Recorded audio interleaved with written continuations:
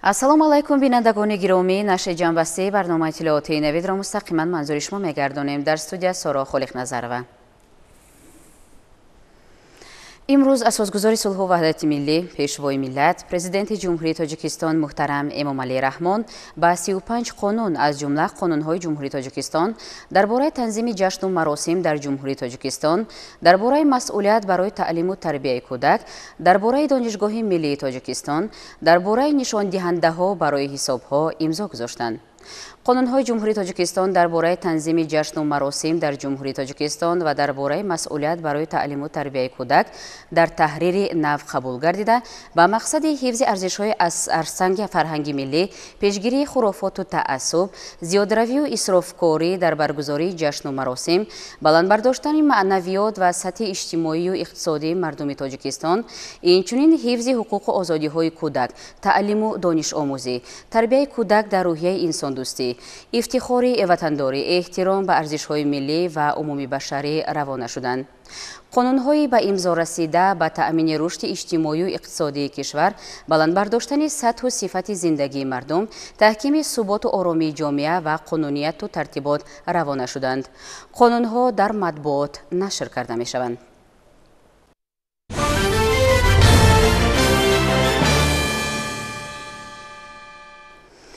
имрӯз дар шаҳри Душанбе ҷаласаи ситод оид ба сари вақт омода намудани соҳаҳои иқтисодиёт ва иҷтимоиёти ҷумҳурӣ барои фаъолияти мунтазам ва самарабахш дар давраи тирамоҳу зимистони солҳои 2024-2025 баргузор гардид.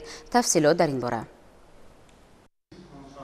масъалаи меҳварӣ дар ситоди ҷумҳуриявӣ ин иҷрои дастуру супоришҳои асосгузори сулҳу ваҳдати миллӣ, пешвои миллат, президенти ҷумҳурии Тоҷикистон муҳтарам Эмомалӣ Раҳмон ки дар маҷлиси навбатии ҳукумати ҷумҳурии Тоҷикистон оид ба таҳти назорати қатъӣ қарор додани сатҳи омодагии ҳамаи сохторҳои давлатӣ ба давраи тирамоҳу зимистони солҳои 2024-2025 ба таври хоса таъкид гардида буд, ба ҳисоб мерафт.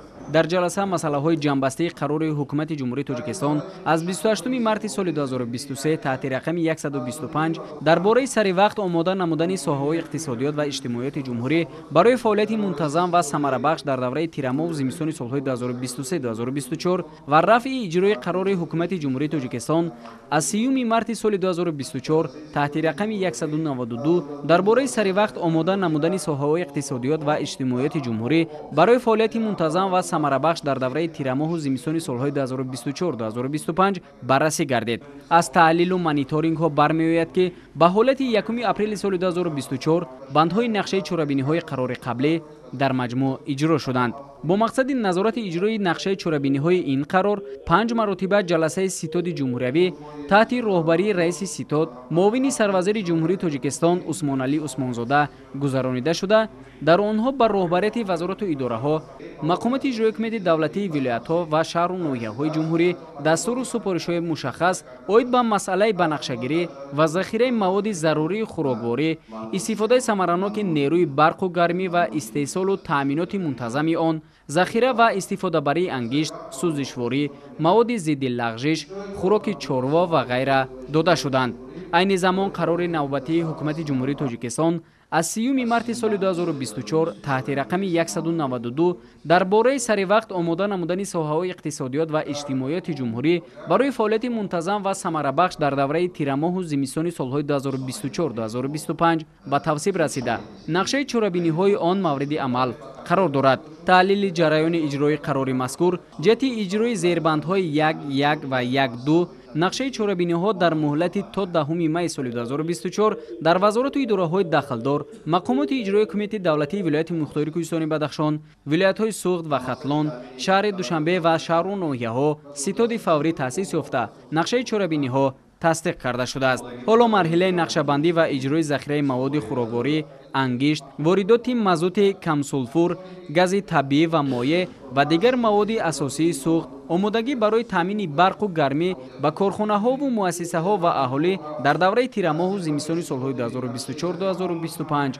оғоз гардидааст. тазаккур дода шуд ки бо назардошти маълумоти пешниҳодгардида камбудиҳои зерин дар рафти иҷрои нақшаи чорабиниҳои қарори ҳукумати ҷумҳурии Тоҷикистон аз 28 марти соли 2023 таҳти рақами 125 ба назар расиданд. аз ҷумла захираи маҳсулоти хӯрокворӣ дар бозорҳо ва анборҳо, нақшабандӣ ва иҷрои захиракунӣ тибқи талабот роҳандозӣ намегардид. дар баъзе шаҳру ноҳияҳои ҷумҳурӣ анборҳо ва сардхонаҳо бо маҳсулоти асосии ғизоӣ ба қадри кофӣ захира карда нашуд ва ин омил яке аз сабабҳои боло рафтани нархи маҳсулоти ғизоӣ гардид. инчунин дар шаҳри ҳисор ва ноҳияи шаҳри нав нақшаи захираи маводи асосии ғизоӣ ба тавсиб нарасидааст. дар аксар ҳолатҳо озмун ва тендерҳо дар охири семоҳаи сеюм гузаронида шудааст ки ин барои саривақт дастрас нашудани ангишт ба муассисаҳои соҳаҳои буҷетӣ сабаб гардид. нақшаҳои захираи маводи асосии ғизоӣ дар бозорҳо ва анбору сардхонаҳо дар шаҳри ҳисор ва ноҳияи шаҳри нав тасдиқ нагардидааст. оид ба корҳои таъмирию барқароркунӣ дар иншоотҳои энергетикии ҷумҳурӣ аз ҷониби ҷамъияти саҳомии кушодаи шабакаҳои тақсимоти барқ тибқи шакли рақами 1/1-10 оид ба маблағҳои ҳисобшудаи нерӯи барқ ҷамъоварии умумии он талафоти маҷмӯи нерӯи барқ маълумот пешниҳод намегардид. талафоти нерӯи барқ дар ҷамъияти саҳомии кушодаи шабакаҳои тақсимоти барқи шаҳру ноҳияҳои ҷумҳурӣ талафоти умумии нерӯи барқ 3781,2 миллион киловатт-соат ё ин ки 23,4%-ро ташкил дод.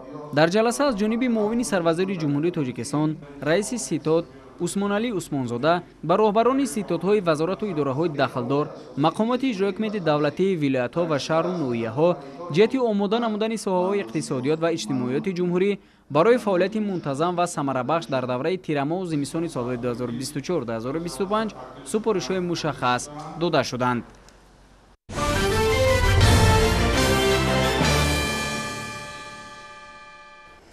бо ташаббуси асосгузори сулҳу ваҳдати миллӣ, пешвои миллат, президенти ҷумҳурии Тоҷикистон муҳтарам Эмомалӣ Раҳмон, саноати кунонии мамлакат ҳадафи стратегӣ эълон шуда, ҷиҳати расидан ба ин ҳадаф чораҷӯӣ карда мешавад. бо мақсади муаррифии имкониятҳои саноативу аграрӣ ва дигар самтҳои иқтисоди миллӣ, дар маркази маъмурии вилояти Суғд шаҳри Хуҷанд ярмаркаи байналмилалии Савдо Суғд 2024 ташкил гардид. шарҳи бештар дар гузориши ҳамкорони мо.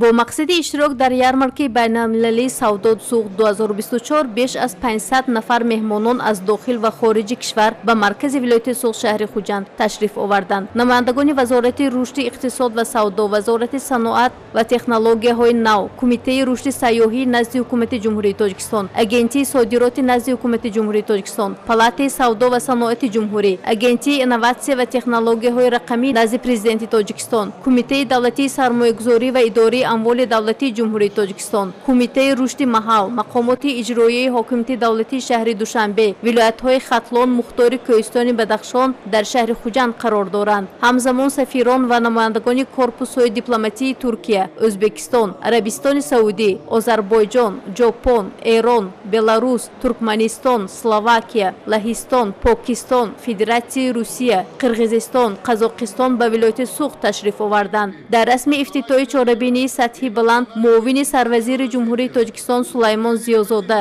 намояндагони вазорату идораҳои ҷумҳуриявӣ, роҳбарони вилоятҳои Тошканд, Намангон ва Сирдарёи ҷумҳурии O'zbekiston, губернатори вилояти Пензаи Федератсияи Русия, ноиб президенти палатаи савдо ва саноати Федератсияи Русия, сафирон ва намояндагони корпусҳои дипломатӣ ширкат варзиданд. раиси вилояти Суғд Раҷаббой Аҳмадзода қайд намуд ки соли даҳум аст чунин ярмарка дар доираи ҳамкориҳои судманду манфиатбахш бо кишварҳои дуру наздик барпо гашта, ҳадаф аз баргузории намоишгоҳ пеш аз ҳама ҷалби шарикони рушд ва сармояи нав дар самти рушди иқтисодиёти кишвар, зиёд намудани ҳаҷми молу маҳсулоти саноатии содиротивазкунанда, дарёфти шарикони нав дар соҳаи иқтисодиёт ба шумор меравад. имрӯз дар ҷаҳони муосир технология нақши калидӣ дошта, он имкон медиҳад ки равандҳои фурӯш, идоракунӣ, маркетинг ва хизматрасонӣ такмил дода шавад. роҳёбӣ ба бозорҳои байналмилалӣ ба ширкатҳо имкон медиҳад ки пойгоҳи муштариёни худро васеъ карда ба технологияҳои нав дастрасӣ пайдо намоянд. дар ярмарка соҳибкорону сармоягузорони шаҳри Москва,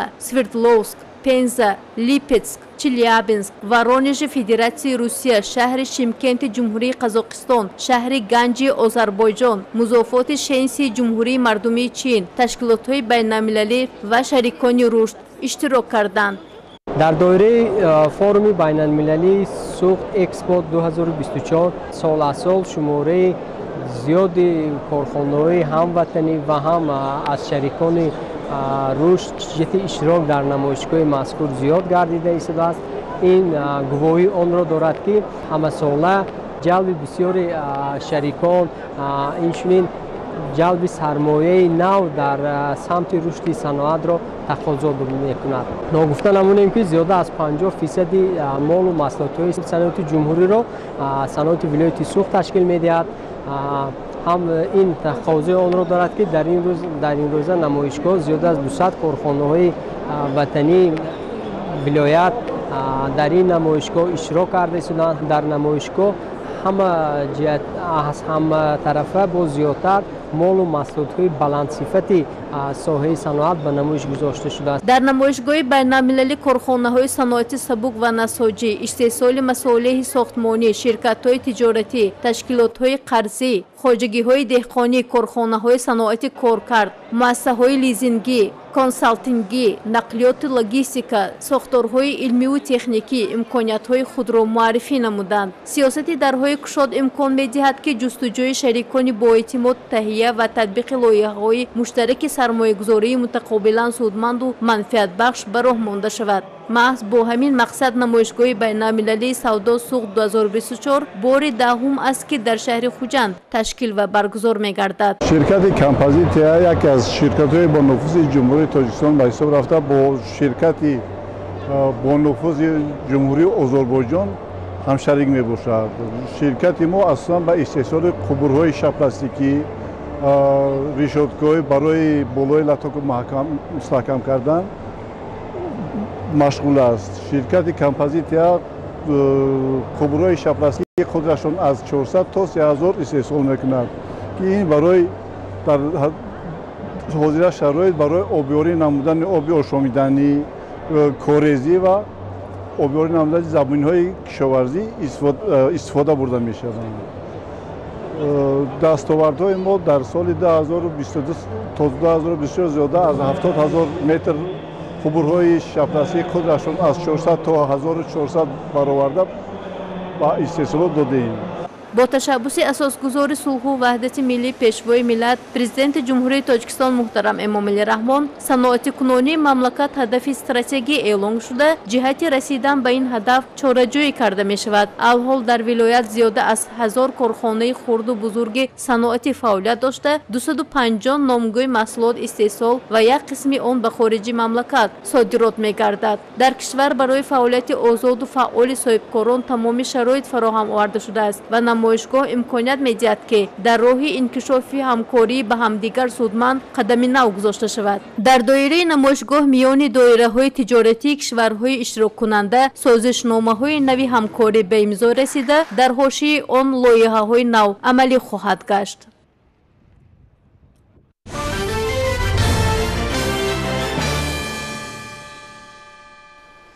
در سراسر مملکت همچون جزئی سیاست دولت و رسالت ملت معرکه‌های بنیادکاری و سازندگی وسعت تازه کسب می‌کنند.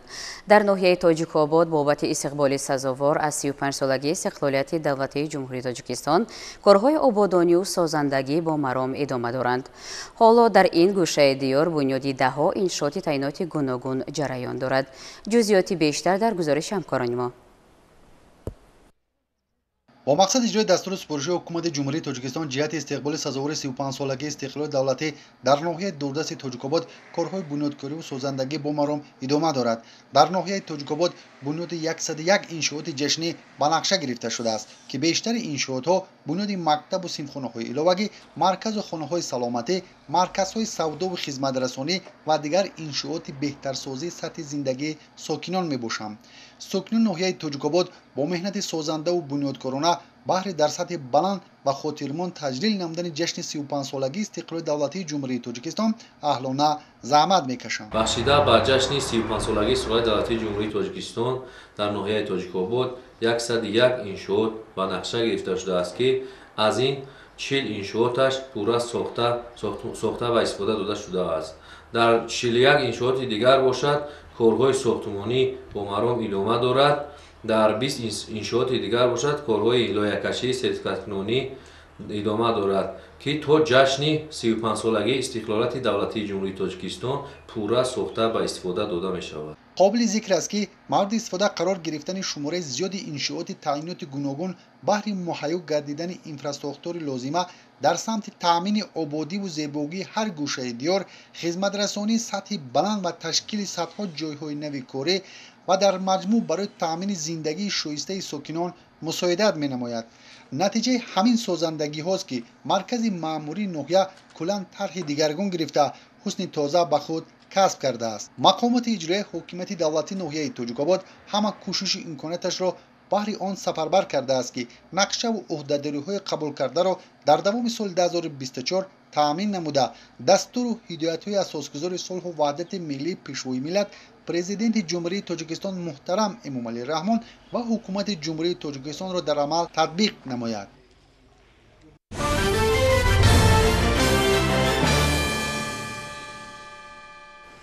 бо мақсади бо оби нӯшокӣ таъмин намудани сокинони шаҳри Кӯло бо супориши президенти ҷумҳурии Тоҷикистон муҳтарам Эмомалӣ Раҳмон лоиҳаи давлатии таъмини оби нӯшокӣ бо ҷалби шарикони рушд оғоз гардид. мувофиқи лоиҳаи мазкур дар марҳилаи аввал пойгоҳҳои обкашӣ ва як қисми қубурҳо иваз карда шуданд. дар марҳилаи дуюм бошад беш аз 40 километр қубурҳои қутрашон гуногун кашидаву аз навсозӣ гардида, обандборҳо дар ҳаҷми 24 000 метри мукааб сохта мешаванд. инчунин дар доираи ҳамин лоиҳа дар манзили 10 000 муштарӣ ҳисобкунакҳо насб карда мешаванд. тафсилоти бештар дар гузориши ҳамкорнамон Ширинҷон Сафарзода ва Сайфиддин Исмоилов аз шаҳри Кӯлоб. Кӯлоб сеюмин калонтарин шаҳри ҷумҳурии Тоҷикистон буда наздики 230 000 аҳолӣ дорад ва дар шаҳр беш аз 120 000 аҳолӣ умр ба сар мебаранд. мушкилоти сокинони ин шаҳр норасоии оби ошомиданӣ мебошад, бахусус дар фасли гармо. ба ин хотир бо дастури президенти ҷумҳурии Тоҷикистон муҳтарам Эмомалӣ Раҳмон барои беҳтар намудани таъминоти оби нӯшокӣ ба сокинони шаҳри Кӯлоб лоиҳаи обтаъминкунӣ ва корезии шаҳри Кӯлоб таҳия гардида буд, ки то соли 2025 амалӣ карда мешавад.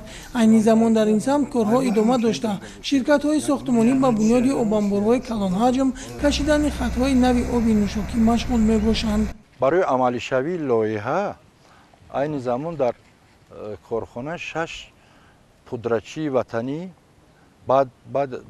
баъд аз баргузории озмун ба корҳои сохтмонӣ шурӯъ намуданд.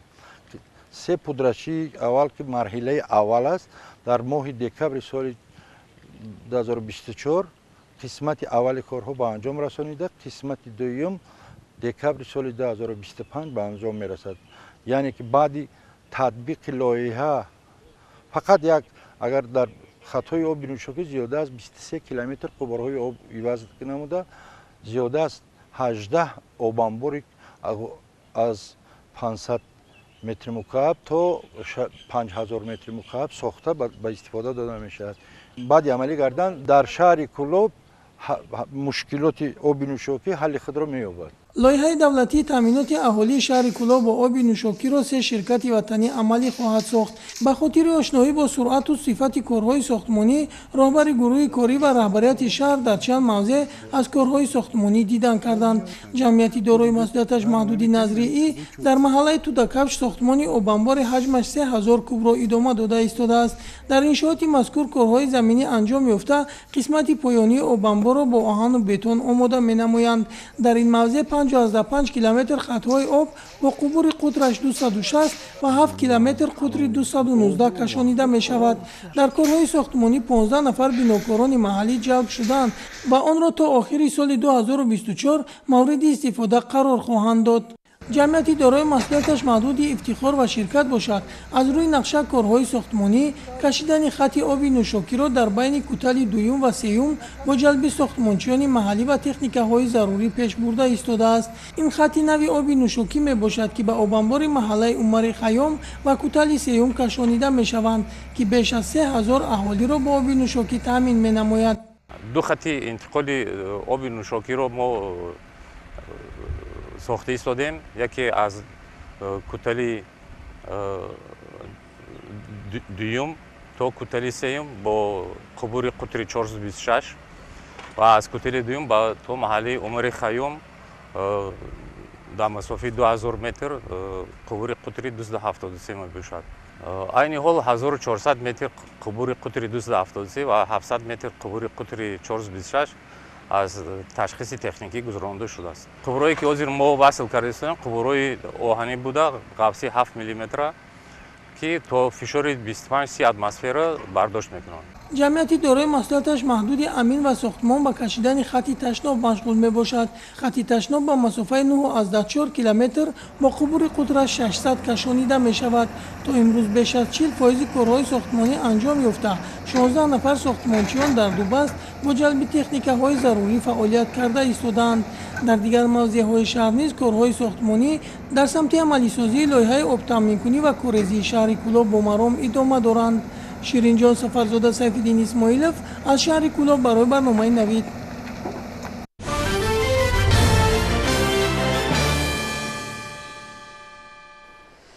барои миллати тоҷик дар қатори дигар арзишҳои миллӣ сулҳу сафои пойдор дар мамлакат арзиши бебаҳо баланд ва муқаддас аст.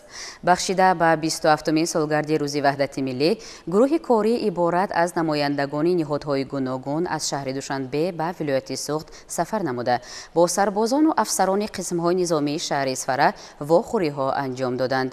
ҳамкорнамон мавзӯъро идома медиҳанд.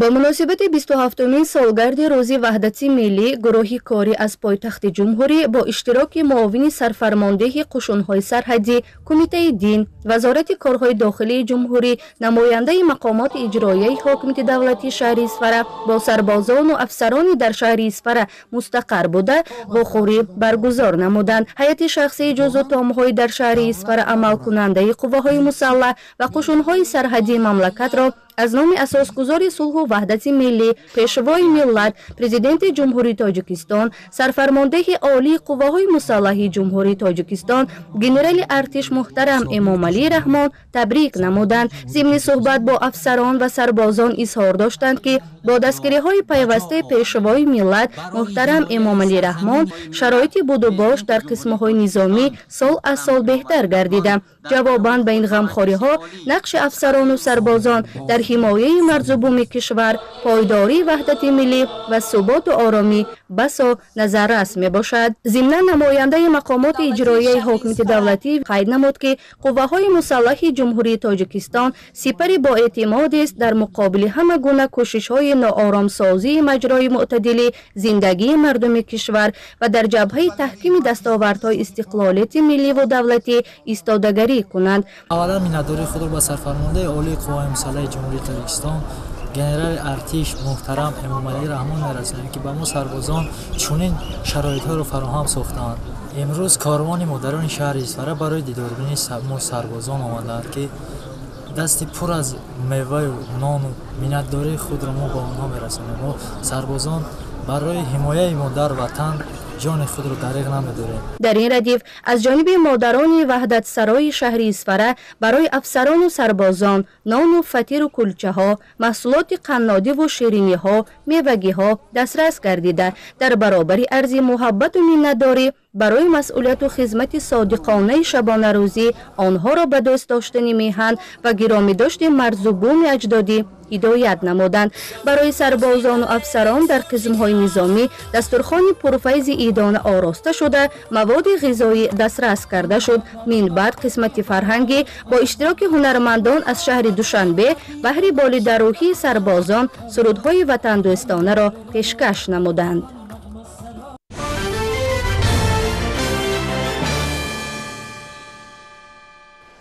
ба даври дуюми озмуни ҷумҳуриявии тоҷикистон ватани азизи ман аз тамоми шаҳру ноҳияҳои мамлакат 2755 иштирокчӣ рохат гирифтанд.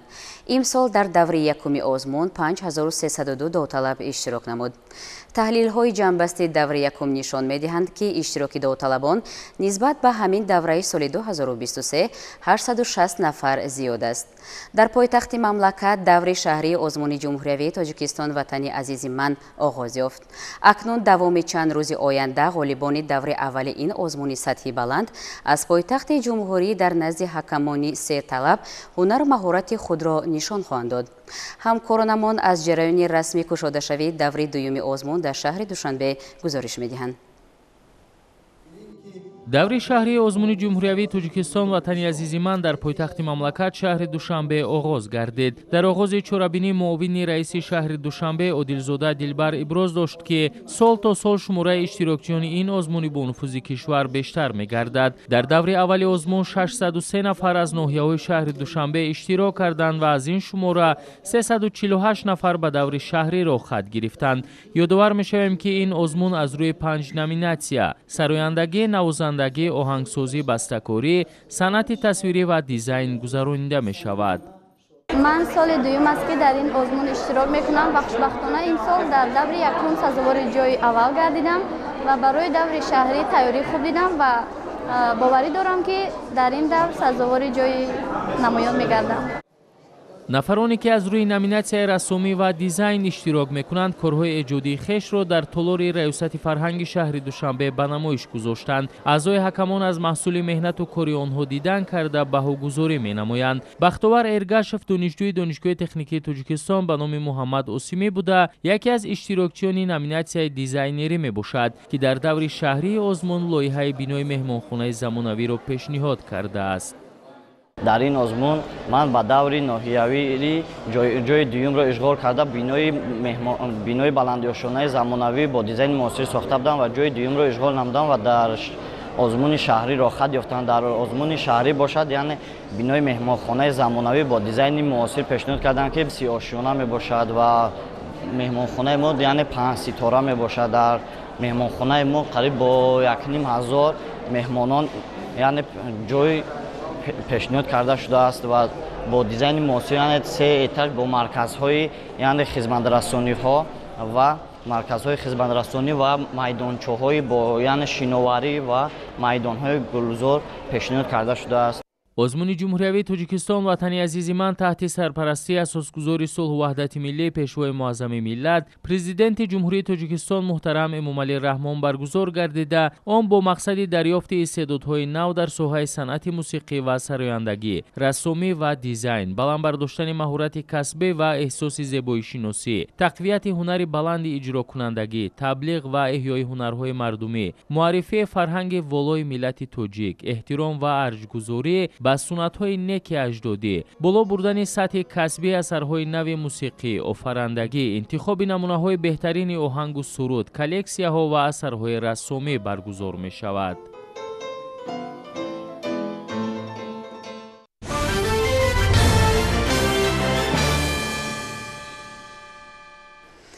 имрӯзҳо даври вилоятии озмуни ҷумҳуриявии Тоҷикистон ватани азизи ман дар вилояти Хатлон бо ҷалби бештари довталабон дар сатҳи хуб ҷараён дорад. озмуни мазкур соли ҷорӣ аз рӯи 4 номинатсия ташкил гузаронида шуда, барои дарёфти истеъдодҳои соҳаи санъат ва рӯ овардани ҷавонон ба санъату ҳунар саҳми бориз гузошта истодааст. аз ҳама муҳим, пас аз пирӯз гаштан дар давраҳои ноҳиявию вилоятӣ ва ҷумҳуриявӣ, ғолибон ҳуқуқи иштирок дар чорабиниҳои сатҳи ҷумҳуриявиро пайдо намуда, барои ройгон шомил гаштан ба донишгоҳу донишкадаҳои олии мамлакат имкон пайдо мекунанд. ҳамин аст ки ҳар як довталаби озмуни мазкур бо тайёрии хуб дар ин тадбир ширкат меварзад. аз рафти ин даври озмун дар вилояти Хатлон ҳамкорнамон гузориш медиҳанд.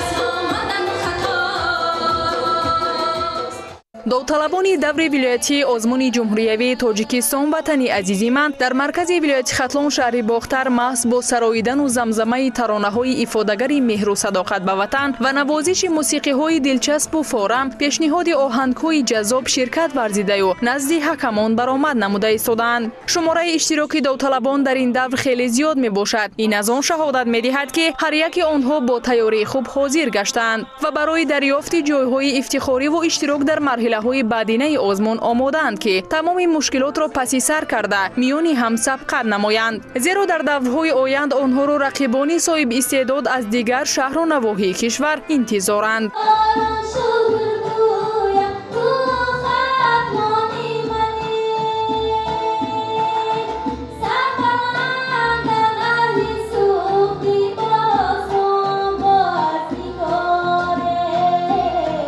дар озмуни ҷумҳуриявии тоҷикистон ватани азизи ман аз 25 шаҳр ноҳияи вилояти хатлон 1388 нафар иштирок намуданд ки аз ин шумора 896 нафар охат гирифтанд ба даври вилоятӣ. шурӯъ аз имрӯз аз ноҳияҳои Фархор, Балҷувон, шаҳри Норак ва ноҳияи Вахш озмуни ҷумҳуриявии тоҷикистон ватани азизи ман даври вилоятӣ оғоз гардида ва рафта истодааст ва то 24 амин моҳ давом мекунад. Тавре дида мешавад таваҷҷӯҳи ҷавонон ба ин озмун бениҳоят зиёд аст. ҳамин таваҷҷӯҳи беандозаи ҷавонон буд ки шумораи иштирокчиён нисбат ба соли қаблӣ 187 нафар зиёд мебошад. соли якум аст ки ман дар озмуни ҷумҳуриявии тоҷикистон ватани азизи ман аз рӯи номинатсияи сарояндагӣ иштирок мекунам. мо тӯли чандин моҳҳо мешавад ки бо ҳамроҳи устодон як суруде бо номи шукрона интихоб намуда бо тайёрии ҷиддӣ дидаем ва мехоҳам ин навбат ба даври ҷумҳуриявиро хатм гирам. қаблан мо имкон надоштем ки дар чунин саҳнаҳои бузург баромад кунем ва ин озмун сабаб гардид ки мо дар чунин озмунҳои боҳашамат иштирок карда ҳунарҳои худамонро сайқал диҳем. миннатдории худамро ба ҳукумати ҷумҳурӣ мерасонам ки барои мо наврасон чунин шароитҳои хосеро муҳайё намуданд ва мо метавонем дар оянда ҳамчун санъаткори асил шуда ба халқу ватани худ содиқона хизмат кунем. тӯли 4 сол мешавад ки ман дар ин озмун иштирок мекунам ва ин навбат бо тайёрии ҷиддӣ омадам. мехоҳам ки соҳиби ҷойҳои намоён гардам. дар ин давр ман бо суруди тоҷикистон дар озмун иштирок кардам. вақте ки мо баромад мекунем доварон ба мо шаффоф баҳогузорӣ мекунанд ва мо аз ин беҳад хурсандем. ҳадаф аз роҳандозӣ кардани озмуни ҷумҳуриявии тоҷикистон ватани азизи ман ин дарёфти истеъдодҳои нав дар соҳаи санъати мусиқӣ ва сарояндагӣ, тасвирӣ ва дизайн, баланд бардоштани маҳорати касбӣ ва зебоишиносӣ, тақвият бахшидан ба ҳунари баланди иҷрокунандагӣ, таблиғ ва эҳёи ҳунарҳои мардумӣ, муаррифии фарҳанги волои миллати тоҷик, эҳтиром ва арҷгузорӣ ба суннатҳои неки аҷдодӣ, сатҳи касбии асарҳои нави мусиқӣ, офарандагӣ, интихоби намунаҳои беҳтарини оҳангу суруд, коллексияҳо ва асарҳои расомӣ ки инъикоскунандаи фарҳанги гузашта ва имрӯзаи миллати тоҷикро таҷассум намоянд, ташкилу баргузор мегардад. аз рӯи номинатсияи санъати тасвирӣ дар ин озмуни ҷумҳуриявии тоҷикистон ватани азизи ман иштирок карда истодам. асарам дар бораи об мебошад. об манбаи ҳаёт, яъне дар манзара об тасвир ёфтааст, чунки президенти ҷумҳурии тоҷикистон дар конференсияи ҷаҳонӣ дар бораи об рушди ҳаёт суҳбат намуданд. баъди дидан намудани аъзои ҳакамон ҳар он чизе ки гуфтанд, ман метавонам онҳоро ислоҳ намуда дар даври ниҳоӣ расмҳои беҳтарин оварам ва сазовори ҷои намоён гардам.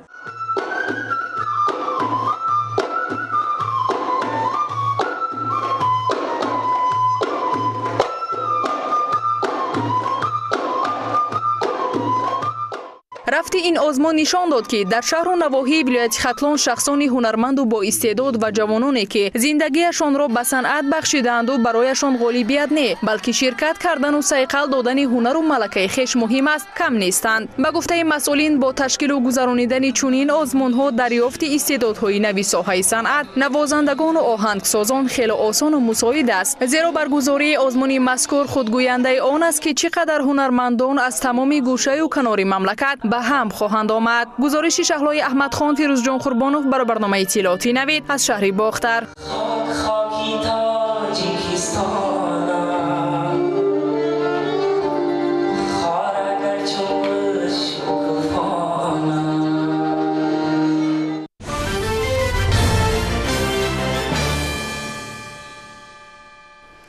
муҳандисони амрикоӣ роботеро ихтироъ карданд ки аз имкониятҳои нисбатан беҳтар бархурдор буда барои корҳои наҷотдиҳӣ ҳангоми офатҳои табиӣ, таҳқиқот дар фазои хатарнок ва дастнорас истифода мешавад.